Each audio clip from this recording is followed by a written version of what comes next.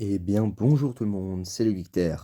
Dans cette nouvelle vidéo News Marvel, cette fois-ci, on va parler de plusieurs news. On va devoir faire un récap parce qu'il y a pas mal de choses qui ont été dévoilées au cours des derniers jours. Donc déjà, on va commencer par ma news préférée, on va dire, la seule qui me rend un peu contente, c'est qu'on a enfin l'annonce du réalisateur de Spider-Man 4 et c'est officiel, ce sera Destin Daniel Cretton. Réalisateur que vous connaissez sûrement pour avoir fait le film Shang-Chi en 2021, je crois. Et le film a été plutôt bien accueilli. Je l'ai pas encore vu. Voilà, j'avoue, je l'ai pas encore vu. Mais j'ai vu pas mal d'extraits, je trouve que le film a l'air vraiment sympa, surtout en particulier dans ces scènes d'action, avec les chorégraphies et tout, qui avaient l'air beaucoup plus vraies que dans les autres films Marvel. Donc pour moi, ça nous laisse présager quelque chose de plutôt bon pour l'avenir de Spider-Man, surtout que pour une fois, ils prennent un réalisateur qui était vraiment apprécié sur un film Marvel et qui, à ce que j'ai entendu, à ce qui paraît, aurait pu apporter une vraie vision sur un film Marvel. Donc ce serait peut-être un petit objet de compréhension de Disney slash Sony qui font enfin nous prendre des réalisateurs de qualité qui ne sont pas juste des yes man à la botte des studios, comme avec John Watts pour les trois premiers Spider-Man avec Tom Holland, qui étaient selon mon avis personnel, pas de très grande qualité niveau réalisation. Après, donc voilà, moi pour l'instant cette news, elle me hype plutôt. Je vais bientôt me regarder Shang-Chi en plus pour les marathons Marvel.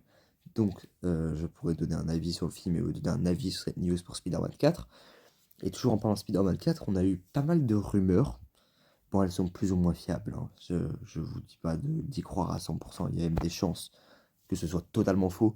Donc franchement, prenez ça avec de grosses pincettes. Spider-Man 4 pourrait potentiellement être un film multiversel, qui pourrait même peut-être se passer dans le Void, enfin, je sais plus comment ils appellent ça, dans le Vortex, je crois qu'ils disent en VF. J'espère pas. Mon Dieu, j'espère que ce n'est pas un film multiversel, parce qu'après la fin de No Way Home, qui nous montrait vraiment un Peter Parker au fin fond, vraiment au bas du trou, pire qu'on ne l'a jamais vu, et qui allait commencer à être un super-héros street level, genre juste un héros de quartier, tu vois, genre l'essence de Spider-Man, quoi. Genre, arrêter de le faire sauver constamment le monde et devenir un peu le héros de quartier avec des méchants plus normaux qui représentent à la perfection Spider-Man. Et là, il y avait le potentiel de faire ça. Et là, il y a plein de rumeurs qui se contredisent. Il y en a certaines qui disent que Spider-Man 4 serait un film totalement multiversel à l'encontre de la fin de No Way Home, qui nous faisait présager un film plus, on va dire, tourné autour du street level. Ou soit, justement, d'autres rumeurs parlent d'un film street level. Et là, par contre, je peux vous dire que oui, si effectivement, avec Spider-Man 4, on a un film street level, on peut s'attendre à du lourd parce que, en ce moment, depuis quelques années, Marvel nous prépare énormément le terrain pour du street level. Déjà, on a vu, parce qu'ils ont commencé à reprendre l'univers des Defenders qui a vu il y a quelques années sur Netflix, et on en fait un véritable truc à part entière du MCU. Donc, c'est officiel que c'est canon à 100% au MCU, parce qu'on avait encore des doutes. Et il y a là, genre, moins d'un an, je crois que c'était cette année, ils nous ont ramené la série Echo, qui était une série street level et tout, et qui nous avait ramené Daredevil, et qui nous avait ramené aussi les Kingpin, et qui nous montrait que le Kingpin allait devenir potentiellement maire, qui sera une intrigue de la série Daredevil Born Again en 2 saisons, j'ai trop hâte. Et là, je vous avoue que s'ils font un Spider-Man 4 en street level, il y a de fortes chances qu'il y ait un gros lien avec Daredevil Born Again, et que l'un mène à l'autre, et que potentiellement on peut s'attendre à avoir du Daredevil et du Kingpin dans le prochain Spider-Man s'ils décident de ne pas aller sur le multivers.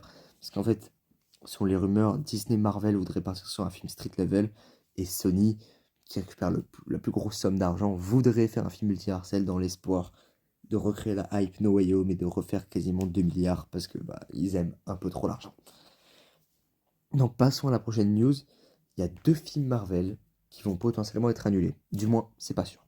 En gros, il y a 2 films Marvel qui vont bientôt avoir des grosses discussions chez Disney sur l'avenir de ces 2 films qui sont constamment repoussés et qu'on franchement ne sait toujours pas s'ils vont sortir ou pas. C'est Armor Wars, donc le film qui devait être centré sur Rhodey, le meilleur ami d'Iron Man, et le film Blade avec Mahershala Ali.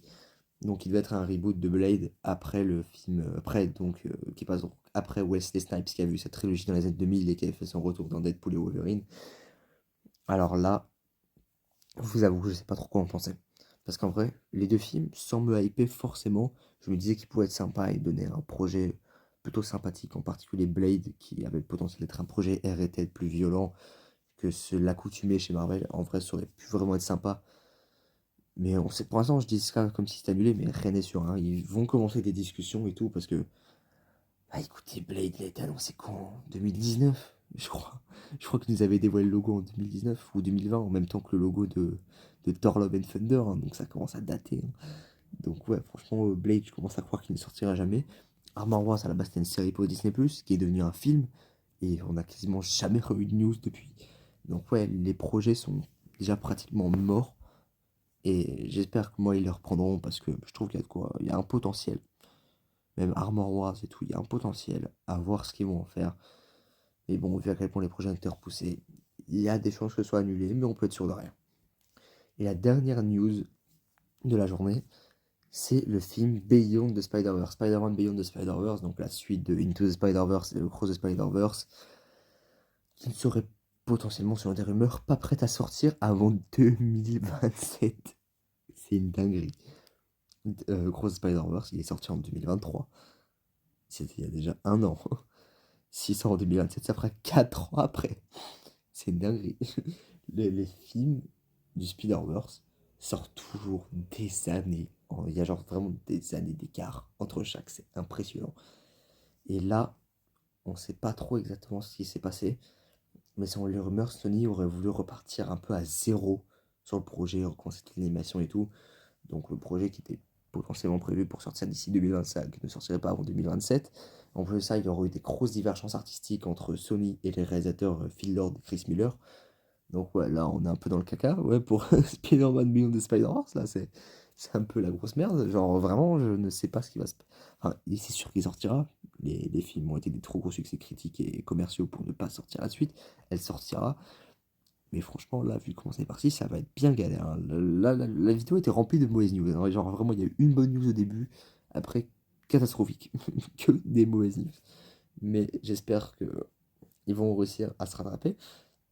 Surtout que la plupart des mauvaises news viennent de Sony. Bizarrement, c'est pas très étonnant. Mais du coup, ouais, vraiment, Beyond the Spider-Verse, là, c'est compliqué en interne pour le studio.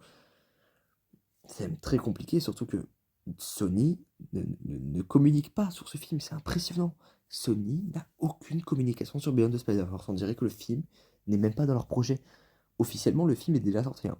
Ça le pire. Ils n'ont jamais repoussé la date de sortie officiellement, hein. Je crois qu'elle a été fixée à genre mai 2024 ou juin, une connerie comme ça. Officiellement, le film est déjà sorti, hein. Il n'est pas vraiment, mais ils n'ont jamais repoussé la date de sortie, donc.